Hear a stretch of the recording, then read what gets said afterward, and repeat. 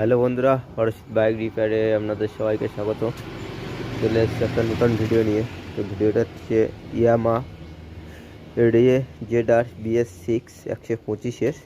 তো এর প্রবলেম হচ্ছে সেলফ নিচ্ছে না, কিন্তু সেলফটা কীরকমভাবে কী নিচ্ছে না সেটাও আপনাদের দেখাবো। তো কী প্রবলেম সেটাও দেখাবো। তো এই যে চাবি অন করলাম, পুরো গাড়িতে লাইন আসছে, হরেন বাজছে, সব কিছুই চলছে, কিন্তু সেলফ যে স্টার্ট করবো ব্রেকটা চেপে, এই যে ব্রেক চাপলাম, চেপে সেলফ স্টার্ট করছি, কোনো আওয়াজ নেই, কোনো রেসপন্স নেই। এবং কিকও মারবো, কিক মারতে এই যে কিক, তো কিক মারলেও কোনো স্টার্ট নিচ্ছে না, আপনারা দেখতে পাচ্ছেন। এর প্রবলেম আমরা অনেক চেষ্টা করেছি। প্রথমে সেলফ কাট আউট দেখলাম, তো এটাও ঠিক আছে, এটার কোনো প্রবলেম নেই। এবং এখানে যতগুলো ফিউজ আছে সব ফিউজগুলো এক এক করে চেক করলাম, কোনো ফিউজেই ফল্ট নেই, সব ফিউজেই ঠিক আছে। তো তারপরে আমরা এই যে ব্যাকলাইটটা চেক করলাম, ব্যাকলাইট জ্বলছে নাকি ব্রেক মারলে। তো আপনাদের দেখাবো ব্রেক মারলে ব্যাকলাইট জ্বলছে নাকি। তো আপনারা দেখুন, এই যে ব্রেক মারছি, তো ব্যাকলাইটের পাওয়ার কম বেশি হচ্ছে, তার মানে ব্যাকলাইটও জ্বলছে, ব্যাকলাইটও ঠিক আছে।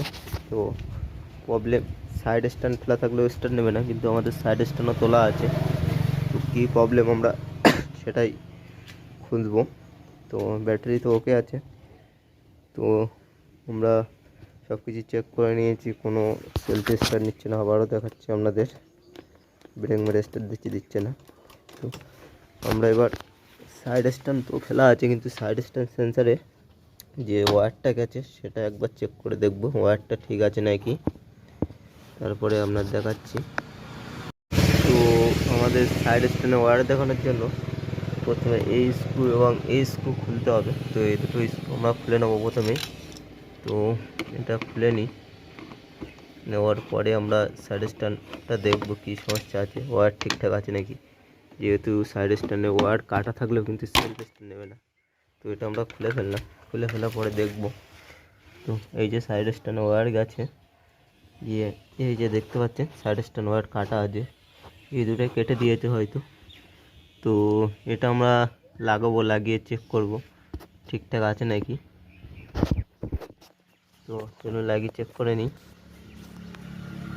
তো আমরা এই যে তার দুটো জয়েন্ট করে নিয়েছি। তো যেহেতু পুরনো জ্যাক লাগিয়েছি ওই জন্য দুটো তারই ব্ল্যাক ছিল, কিন্তু আমরা যে কোনো তার দিয়ে জুড়ে দিয়েছি, এবং এই যে জ্যাকটাও পুরনো দিয়েছি, আর পুরনো টুপিন জ্যাকটা এই যে এবার লাগাবো টুপিন জ্যাকটার সাথে, এই যে বেরিয়ে আছে, মেল ফিমেল লাগিয়ে দেবো। তো এই যে লাগিয়ে দিয়েছি, দিয়ে এবার স্টার্ট করে দেখবো ঠিকঠাক স্টার্ট হচ্ছে নাকি। তো চাবি তো অনই আছে, এবার স্টার্ট করব।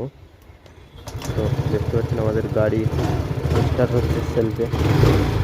তো কমপ্লিট হয়ে গেছে।